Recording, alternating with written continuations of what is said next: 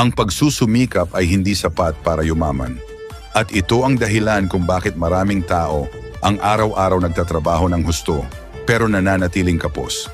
Sabi ng bilyonaryong si Rockefeller, hindi sapat ang pagsisikap para mabago ang kapalaran. Kailangan mong maunawaan at gamitin ang tamang mga financial leverage para ang pera ay magpalago ng pera.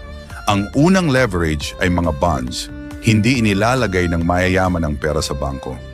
Inilalagay nila ito sa mga bonds para kumita ng interes buwan-buwan kahit hindi sila nagtatrabaho.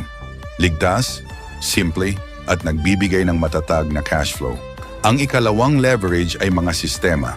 Ang mahihirap ay nagtatrabaho ayon sa oras. Ang mayayaman ay gumagawa ng sistema na kumikita 24 sa 7 araw kahit natutulog sila. Kapag natutunan mong paano patakbuhin ang pera sa pamamagitan ng mga proseso at modelo, hindi ka na kailangang gumamit ng lakas araw-araw.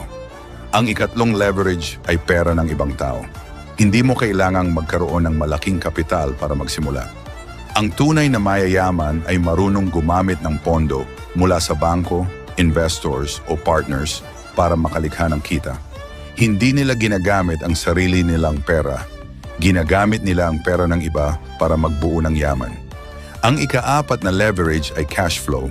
Ang mahihirap ay habol ang mabilis na tubo, pero ang mayayaman ay namumuhunan sa mga asset na nagbibigay ng tuloy-tuloy na kita gaya ng bonds, paupahang ari-arian o maliit na negosyo.